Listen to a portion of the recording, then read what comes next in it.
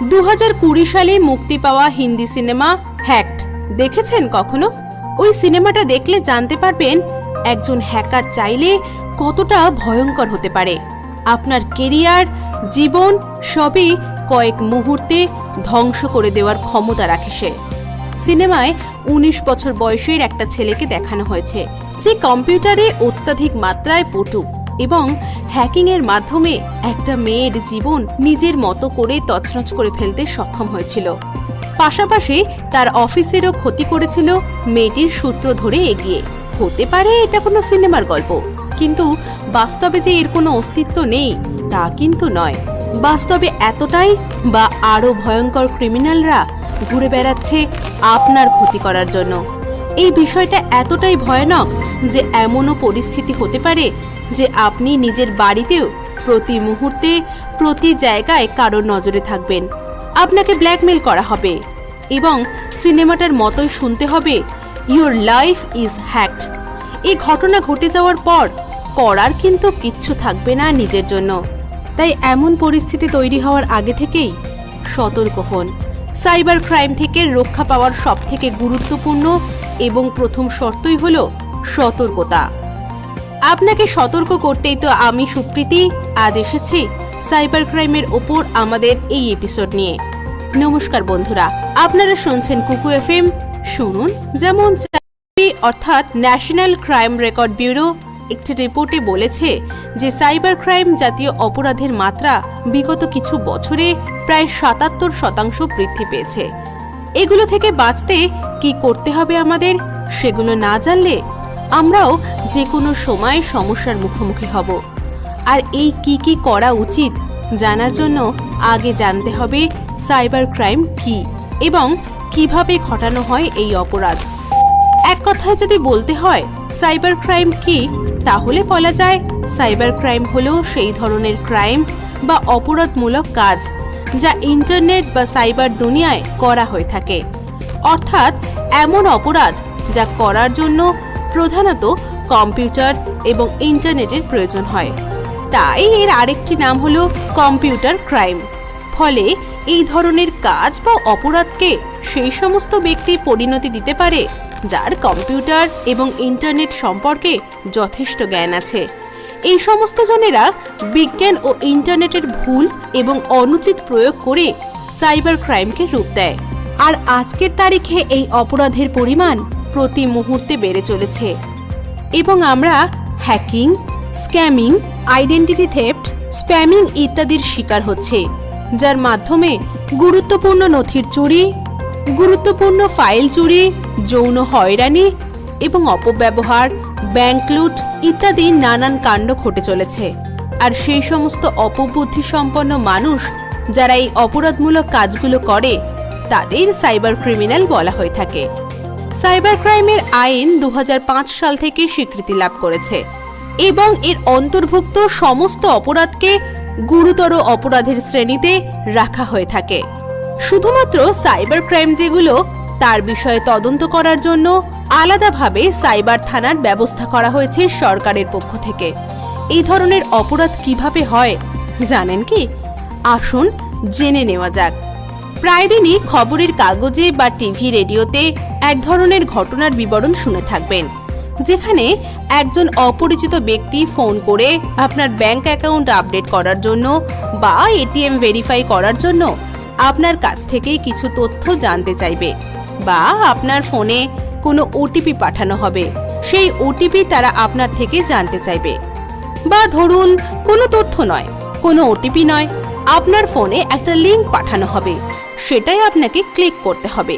আর তারপরেই আপনার অজান্তে কয়েক মুহূর্তের মধ্যে আপনার সমস্ত ব্যাংক ডিটেলস তাদের কাছে চলে যাবে এবং আপনার অ্যাকাউন্ট কখন ফাঁকা হয়ে যাবে আপনিও ধরতে পারবেন না। এই ধরনের ঘটনা আপনার সঙ্গে ঘটলে এক্ষেত্রে আপনি সাইবার থানায় কেস ফাইল করতে পারেন। সাইবার থানার অন্তর্গত দক্ষ টেকনিশিয়ান ব্যক্তি এই ধরনের অপরাধের তদন্ত করে এবং আপনার সঙ্গে ঘটা অপরাধের বিরুদ্ধে যথাযথ ব্যবস্থা নেয়।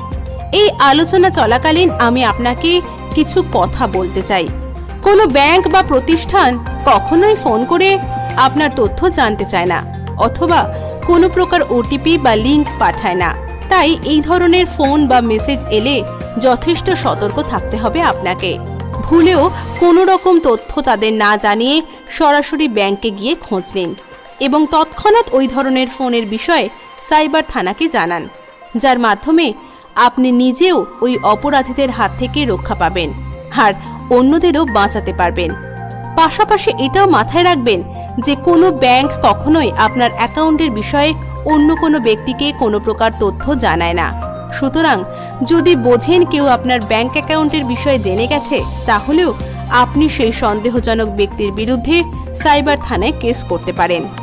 আজকাল হামেশাই কয়েকটা বিষয় শোনা যাচ্ছে যে আপনার ফেসবুক বা হোয়াটসঅ্যাপের চ্যাট বা কথোপকথন অন্য কোনো ব্যক্তির কাছে পৌঁছে যাচ্ছে, যেখানে আপনি কোনোভাবেই সেটা অন্য কাউকে দেননি। এমনকি যার কাছে পৌঁছেছে আপনি সেই ব্যক্তিকে চেনেন না পর্যন্ত। বন্ধুরা, এর অর্থ হলো আপনার ফোন এবং ফেসবুক বা হোয়াটসঅ্যাপের অ্যাকাউন্ট হ্যাক করা হয়েছে, যেখান থেকে এই ধরনের তথ্য চুরি করা হয়েছে।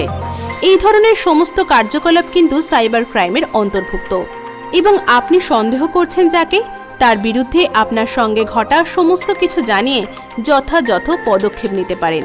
এই অপরাধগুলো আইটি অ্যাক্টের অন্তর্গত 43A ধারা, 66 নম্বর ধারা, আইপিসির অন্তর্গত 379 নম্বর ধারা এবং 406 ধারার মধ্যে পড়ে। এইসব কম্পিউটার অপরাধ কিছু সময় এতটাই ভয়ঙ্কর আকার নেয় যেখানে দেখা যায় যে একজন ব্যক্তিকে, বিশেষত একজন মহিলাকে, অন্য কোনো ব্যক্তি অশ্লীল বা আপত্তিজনক ছবি, ভিডিও বা রেকর্ডিং পাঠায়। যদি একজনকে না জানিয়ে তার আপত্তিকর ছবি বা ভিডিও করা হয়, তাহলে সেটা অবশ্যই সাইবার ক্রাইমের মধ্যে পড়ে। পাশাপাশি দেখা যায় ওই সমস্ত ছবি বা ভিডিও আরও ছড়িয়ে দেওয়ার ভয় দেখানো হয় এবং ওই হুমকির মাধ্যমে মুখ বন্ধ করে অপরাধমূলক কাজ আরও বাড়িয়ে যাওয়া হয়। এইভাবে কারো ছবিকে ভাইরাল করে দেওয়ার হুমকিও কিন্তু সাইবার ক্রাইমের মধ্যে পড়ে। এছাড়াও এই সাইবার ক্রাইমের অন্তর্গত আরও কিছু পদ্ধতি আছে, যেমন সোশ্যাল নেটওয়ার্কিং সাইটে ভুল তথ্য প্রচার করা, দেশদ্রোহীদের কার্যকলাপ সংক্রান্ত ভিডিও, সমাজ বিদ্বেষমূলক ভিডিও বিতরণ করা ইত্যাদি। এই ধরনের অপরাধের সাজা হিসেবে অপরাধীর 10 বছরের জেল হতে পারে। এগুলো আইটি অ্যাক্টের ধারা 67A এবং আইপিসি এর ধারা 292, 293, 500, 506 এর মধ্যে পড়ে। এইভাবে যদি দুর্ভাগ্যবশত কখনো আপনি সাইবার ক্রাইমের শিকার হয়ে থাকেন, তাহলে তার সুবিচার পাওয়ারও ব্যবস্থা রয়েছে। কম্পিউটার, ফোন, ল্যাপটপ ইত্যাদি যেসব নানান ইলেকট্রনিক দ্রব্য যা বিজ্ঞানের উন্নতির ফলরূপে আমাদের দৈনন্দিন জীবনে প্রবেশ করেছে, সেগুলো বর্তমানে সমাজের অত্যন্ত প্রয়োজনীয় এবং গুরুত্বপূর্ণ বিষয়ে পরিণত হয়েছে। কিন্তু প্রয়োজনীয় জিনিসগুলি যখন সমস্যার কারণ হয়ে দাঁড়ায়, তখন কিন্তু তার পরিণতি ভয়ানক হতে পারে। অর্থাৎ সুবিধাকে সুবিধার মতো করে ব্যবহার যতক্ষণ করা হচ্ছে ঠিক আছে, কিন্তু তাই যদি হাতিয়ার রূপে ব্যবহার করা হয়, তখনই অপরাধ জন্ম নেয়। তাই আপনাদের কাছে অনুরোধ করব, ইলেকট্রনিক্স দ্রব্যগুলোর ব্যবহারে সজাগ থাকুন। এই বিষয়ে আরেকটা কথা অবশ্যই বলতে হবে যে আমাদের মাননীয় সুপ্রিম কোর্ট একটা নতুন রায় দিয়েছে, যেখানে বলা হয়েছে ফেসবুক, টুইটার বা কোনো সোশ্যাল জগতে নিজের স্বতন্ত্র মতামত এবং নিজস্ব চিন্তাভাবনা ব্যক্ত করলে তা অপরাধের মধ্যে বিবেচনা করা হবে না। সাইবার ক্রাইম কত ধরনের হতে পারে সেটাও এক্ষেত্রে জেনে রাখা দরকার। অবশ্যই জানাবো, কিন্তু আজ নয়, পরবর্তী এপিসোডে আমরা এই বিষয়ে আলোচনা করব বিস্তারিত।